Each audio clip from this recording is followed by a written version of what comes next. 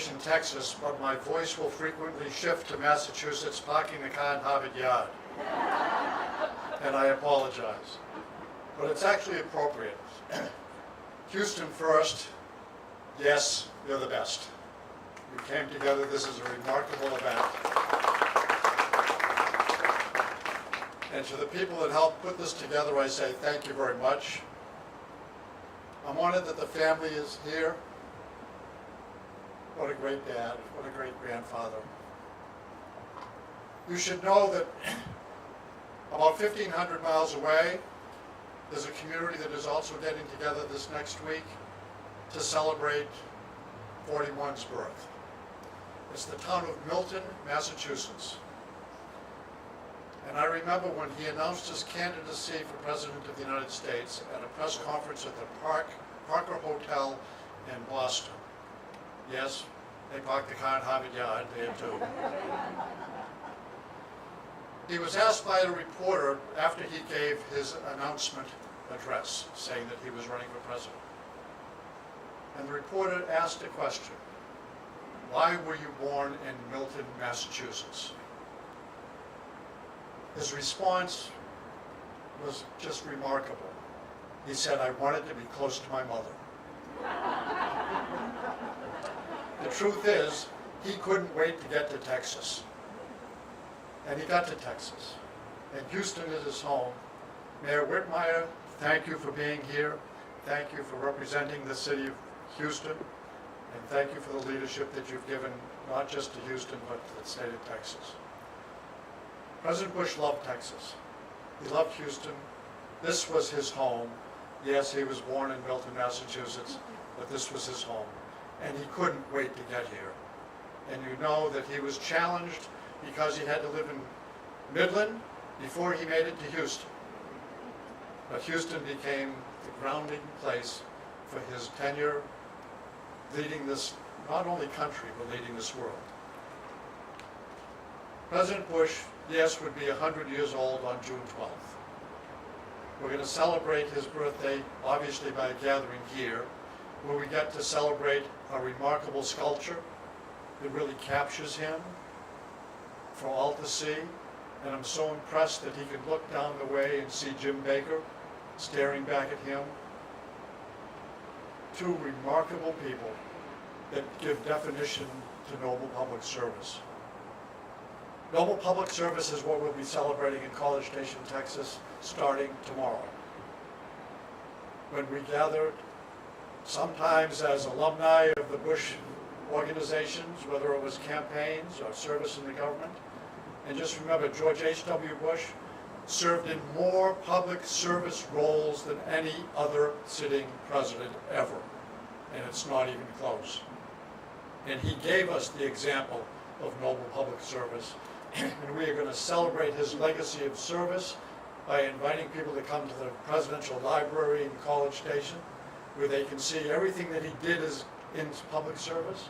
And as he would say to me, if they want to know what I did, they go to the library. I can't change a thing. The good, the bad, the ugly, it's all there. In the next building right next to the library is the George Bush School of Government and Public Service. The legacy of President Bush there is a living legacy. Every graduate that comes out of that school, and it's the only school in America who is a school of government and public service, is a living legacy to President Bush. And right now there are 350 graduates of that school already working in noble public service in the intelligence community, a number greater than any other public policy school in the country. So we'll be celebrating the legacy of President Bush, yes, the legacy of the past, but we'll also be celebrating the legacy of the future. And I'm glad to say that we don't just limit it to those students at the Bush School. We also point out how many millions and billions of points of light there are around the world just because George H.W. Bush said, be a point of light. You are a point of light. We're grateful for you. I am grateful for your leadership in helping us to remember President Bush and the great service he gave. I'm particularly grateful to Ambassador Inshallah Ansari for being part of the celebration of every aspect of President Bush's life since he retired as president. So Hussein, Ambassador Hussein Ansari, inshallah, thank you very much. With that, I invite you to come to College Station. I know some of you will not show up. Some of you bought tickets and still won't show up. But I want you to know we'll be grateful to you for what you've done here in Houston to call attention to the remarkable life of President Bush and Barbara Bush. And we ask you to keep Jim Baker in your prayers. He would like to be here. He is here in spirit. He'll be in College Station in person to pay a visit to the President's grave. And I'd invite all of you to come and pay tribute as well by celebrating 41 at 100. Thank you, and God bless you. And yes, God bless America. Thank you.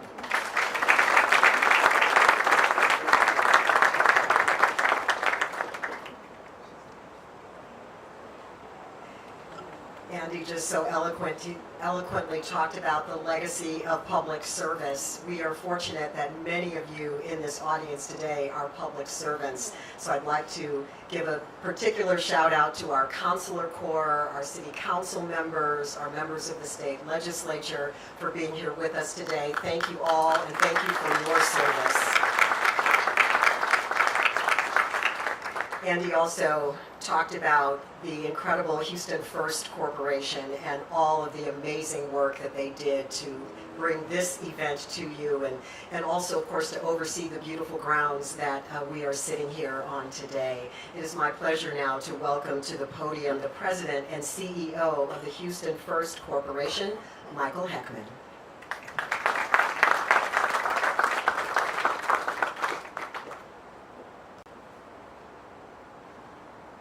Good morning, and Linda, thank you so much for that kind introduction.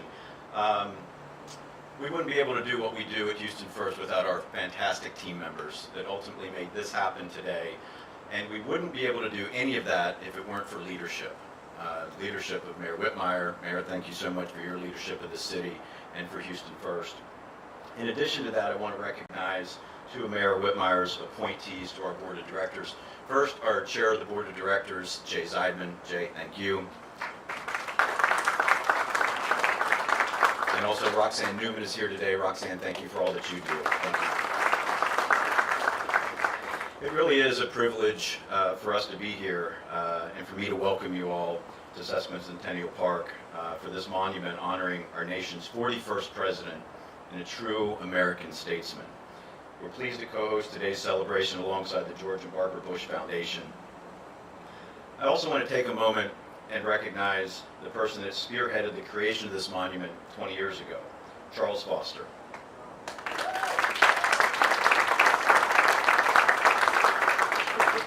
Charles led the committee that raised the funds to have this monument built honoring our 41st president and has played a critical role in developing several other monuments honoring our nation's past leaders. Charles, thank you so much for your work and these tributes to make these great Americans a reality. Thank you again. We gather this morning to commemorate the centennial birthday of a remarkable man who left an indelible mark on our nation, on Texas, and on the city of Houston. President George H.W. Bush was a world leader, but he and First Lady Barbara Bush were cherished members of our community and two of the best ambassadors that Houston has ever had. They knew our city well, having made a home here before Washington and had been deeply engaged in business, political, and civic life. Certainly, President Bush helped shape the Houston we know today, first as a businessman and later a congressman representing this region. In the years after the White House, when the President and Mrs. Bush returned to Houston, they didn't just live here. They embraced the city as a vibrant and dynamic community, and they were proud to be a part of it, whether it was cheering on the Astros or dining at some of their favorite restaurants. Some years ago, our predecessor organization approached the couple about participating in a marketing campaign promoting the city as a travel destination. For those of you who know them well, they readily said yes. And they spoke so authentically about loving their Houston, a place that they loved and called home. As we reflect on President Bush's life and legacy, we're reminded of his dedication to service his steadfast diplomacy, and perhaps more importantly, his love for his fellow Americans and his fellow Houstonians. His and Mrs. Bush's lives and service will forever be woven into the fabric of this city. Let us honor that legacy and indeed the President's love for Houston by continuing to work together to make this the dynamic, diverse, and inclusive city that is reflective of the values that he held dear. Thank you all so much.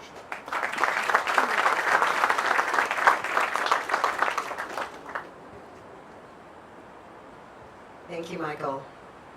There are many well-known stories about the unique and close relationship between President and Mrs. Bush and the Houston Police Officers Union, as well as Pastor Wilson and many other ministers. We are pleased to have with us today the Executive Director of the Houston Police Officer Union, Ray Hunt. Please welcome him to the stage.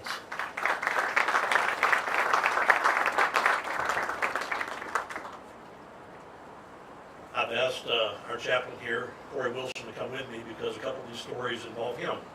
I guess probably 9 years ago now, 9 or 10 years ago, a mentor of both of us, his name was Bishop Floyd Lewis. You may have known him. He was a big civil rights icon around the Houston area.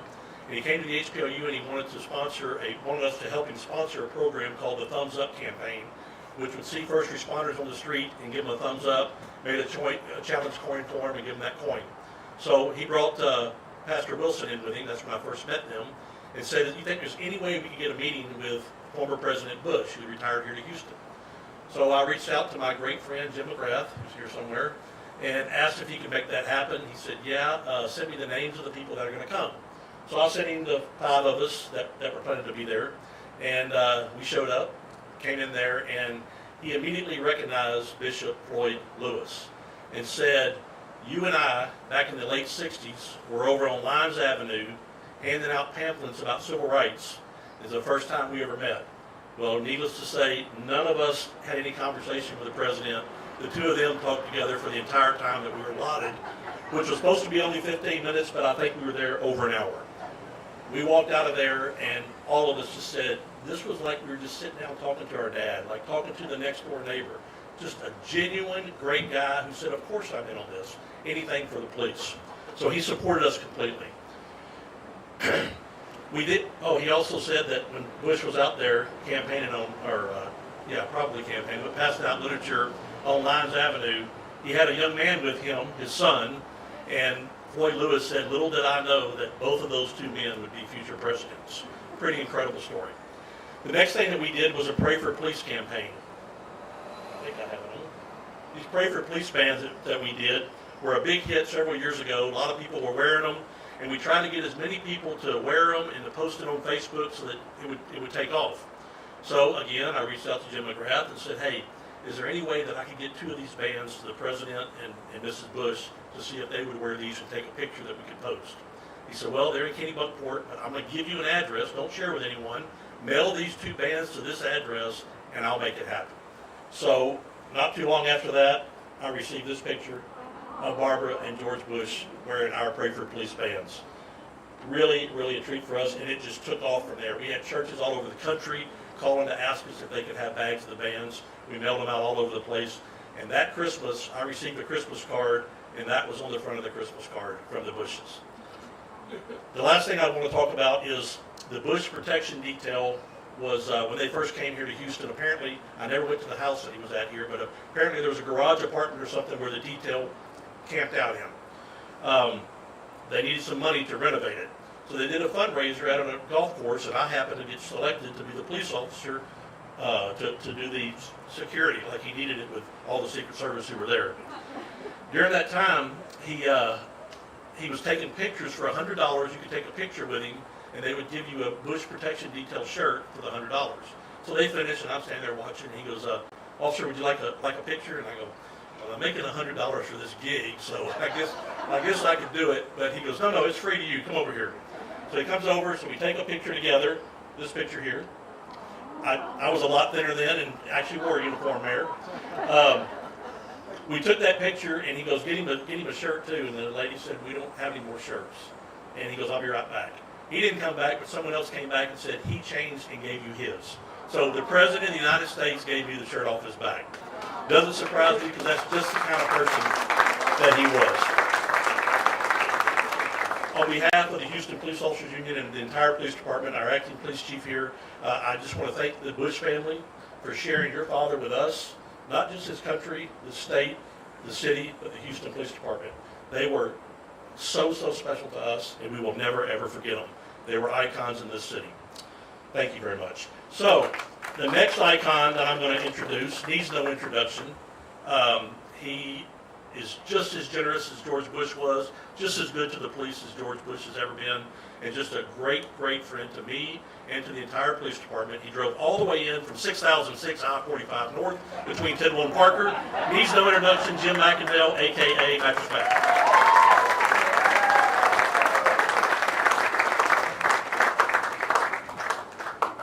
Thanks, Ray. It's an honor and privilege to be here today with all these great people as we remember the great man, President George Bush. You know, it is said that we don't live in the past, but the past lives in us. And the influence of George and Barbara Bush will forever live in my wife and myself's lives. He did so much. He helped so many people. As we look on the political scene today with lots of divisiveness on both sides, President Bush brought a calming effect to everything. So I asked my wife Linda what are her 4 favorite memories of President Bush, and she sent them to me. She said, number 1, we hosted the Davis Cup tennis match in Houston many years ago. President and Mrs. Bush gave a cocktail reception at their home for Pete Sampras and all these U.S. tennis players. And my wife was amazed, as was I, how President Bush said that it was amazing that he got to meet all these tennis players. My wife said the funniest moment she ever had with President Bush was in his boat at Kennebunkport, saying how he hoped he could outrace the Secret Service. And of course, he was always so proud of his children and grandchildren. But the favorite thing she still takes away was watching his face during the playing of the national anthem and God Bless America, and tears welling up in his eyes. A true patriot. From my standpoint, it's amazing to me that when President Bush was 20 years old, and most of us were just college kids, he got shot down in the Pacific Ocean and was rescued by a naval ship, a naval submarine. He was 20 years old. When he graduated from college, he left the safety of his home in the Northeast and journeyed all the way to Midland to seek his fortune. That would be like somebody from Houston today, from a prominent family, moving to Silicon Valley to be an entrepreneur. President Bush was not only a great public servant, he was a great entrepreneur. I asked him many years ago if he would help us in the Bush-Clinton Tsunami Fund. He said, of course, and through his efforts, we raised $15 million for that fund. George Bush was a man for all seasons. He was a man that did so much for so many. He and Mrs. Bush used to write thank you notes to everybody they came in contact with the day before. That is a lost art. My wife and I probably got 30 different thank you notes from President and Mrs. Bush because that's who they were. So today we remember, we celebrate, we believe this great man named George Bush. We celebrate so many great things he did, the way he lived his life, and we pray that all of us can learn and be better because of him. Thank you.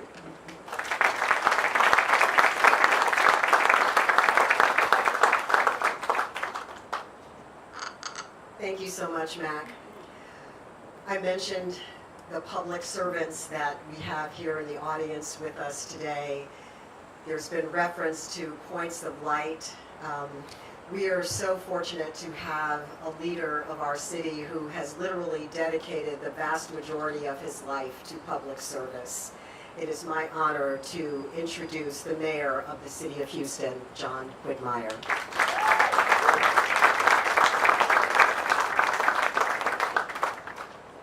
Thank you. You know, we need more days like this. Most days, I deal with problems, trying to clean up some messes that most major cities have, and I've inherited my share. But we need more days like this where we come together as Houstonians for a common bond, to recognize not only a Houstonian hero, but a national hero. You know, everyone here has a personal story about their relationship and contact with President Bush. Because I'm mayor, I get to tell you mine. In 1968, I was a graduate at Waltrip High School in Northwest Houston. I already had the political bug, taking debate and history classes. And I came out in the fall of '68, beautiful day, and I see this candidate, which I'd never seen before and haven't since. President Bush was in a very tough race. You know, he was, if not the first, in fact, I'll go ahead and declare him the first Republican elected congressional leader. Bill Archer followed him later, another great hero. But President Bush was my congressman. And I had the political bug, and I watched him, Neil, going up and down 34th, shaking hands with the mothers picking up their kids at 3 o'clock in the afternoon.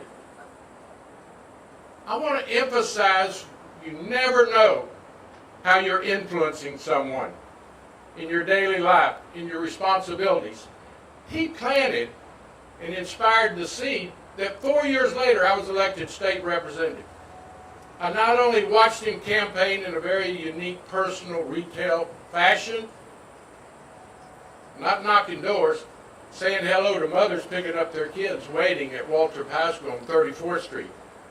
But he also inspired me from that experience, but also to save the letter that he wrote me as my congressman when I was a senior. Ladies and gentlemen, 4 years later, through some of that inspiration and experience, I ran for office. And I would like to think that I and most of us here, in fact, I'll say all of us, are one of his 1,000 points of life. You see, President Bush knew that we're all public servants.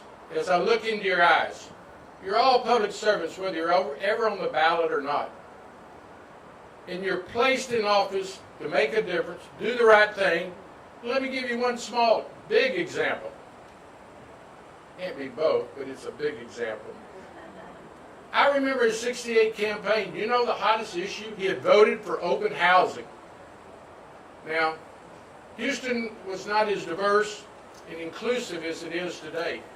That didn't go over well for Ed in Oak Forest and Garden Oaks. It was an opportunity to make a tough and right vote to integrate public housing. He caught a lot of flack.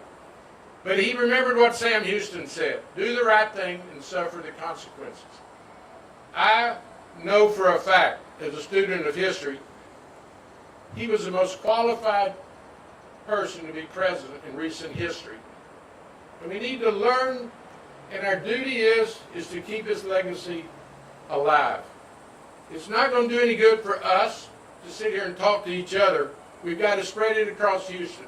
Our new arrivals, talk about the legacy of Barbara Bush in education and President Bush with inclusiveness.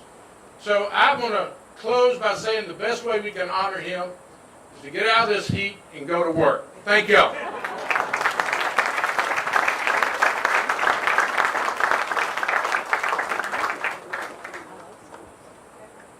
Before we get out of the heat and go to work, Mayor, we do have one more speaker.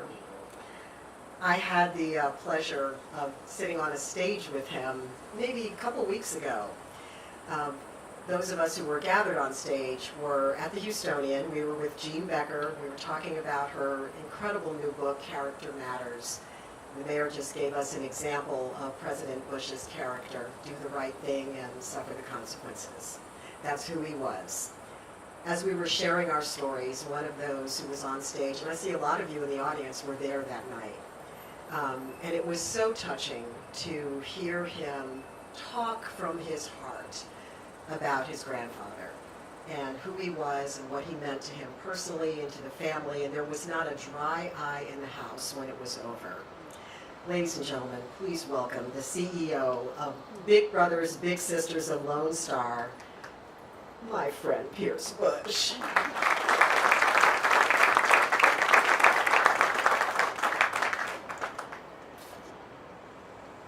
Mayor Whitmire, thank you for so much for being here. All the speakers, Mattress Mac, Ray, Pastor, Secretary Card. On behalf of my dad, Neil Bush, my stepmom Maria, my sister Lauren, it is an honor that all of you came out here to battle the heat for us, to honor this very good man whose statue stands behind me.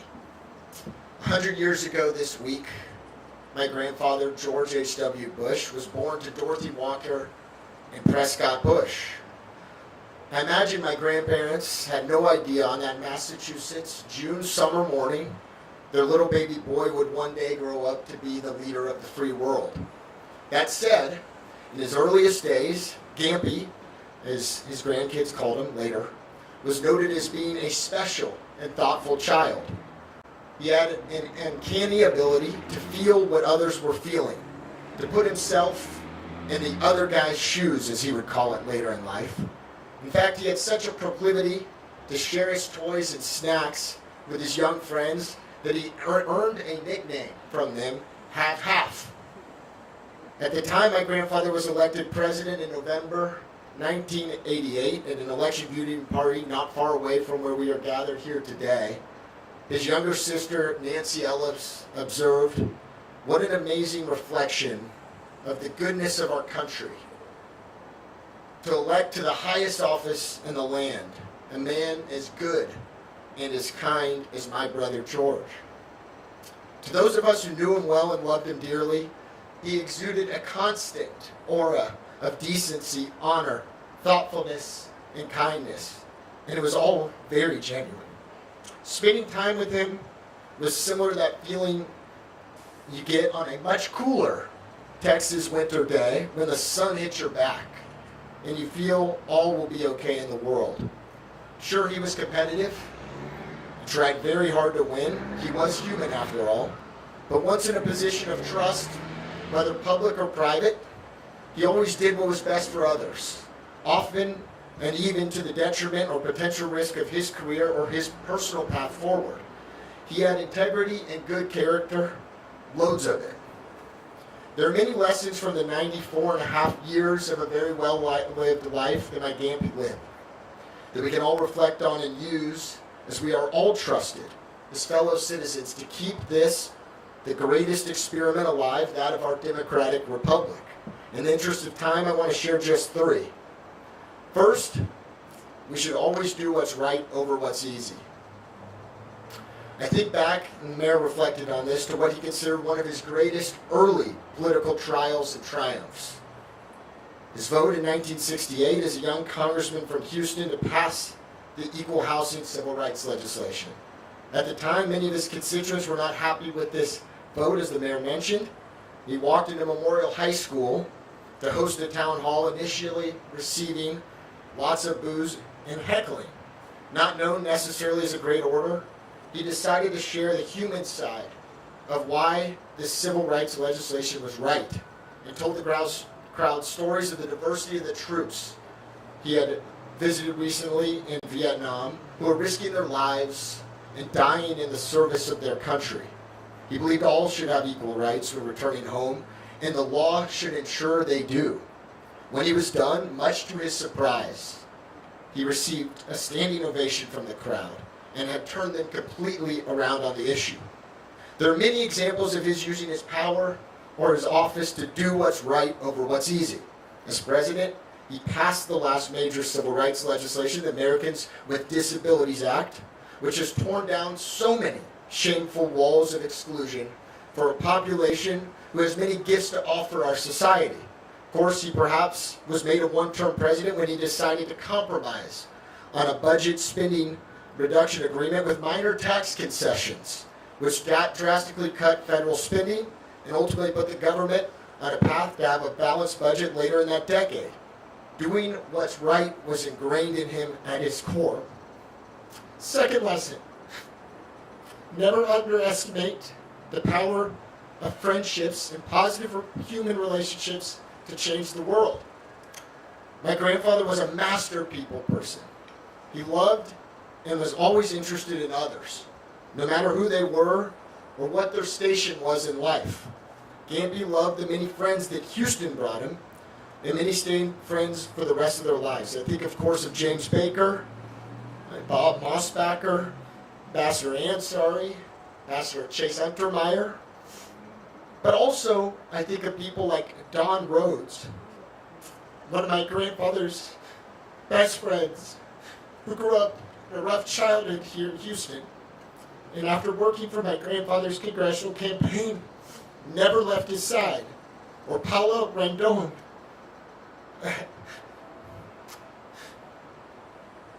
who came over to join our family with a work visa from Mexico when my dad was 3 in 1958 and stayed with my grandparents until their passing. She even lived in the White House with them. But it was his friendship and his ability to create positive relationships on the world stage that matters most to freedom-loving people. We must always remember and celebrate his tactful handling of the fall of the Berlin Wall and ending of the Cold War with no bullets being fired.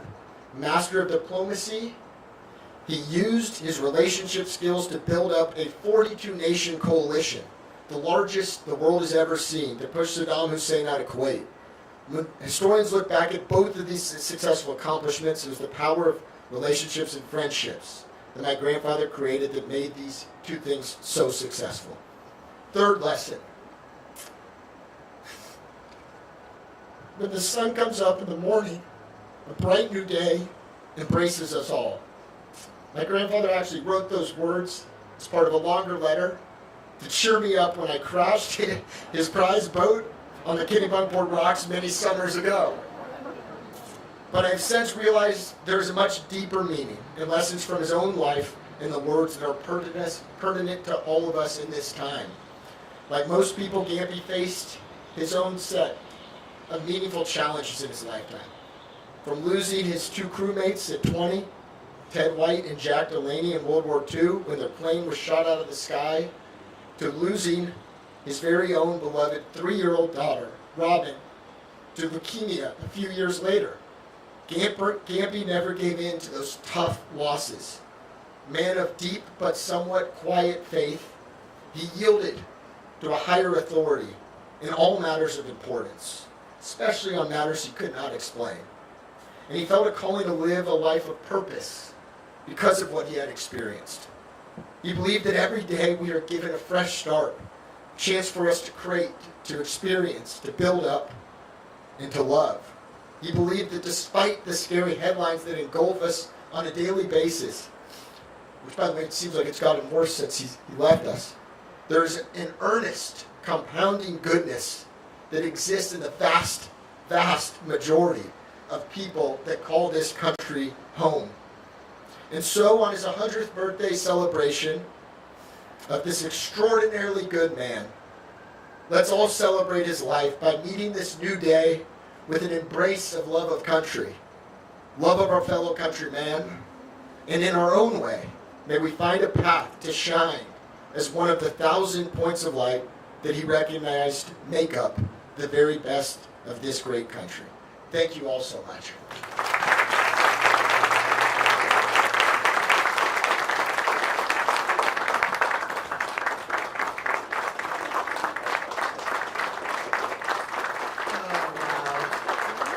Thank you so much for sharing your heart with us. And now you know why there was not a dry eye in the house a few weeks ago. Thank you so much. As we conclude our program with a song by the Tuts Musical Theater Academy Ensemble, I invite you to please join us at the Bush Monument for a brief reception. And thank you all so much for coming today.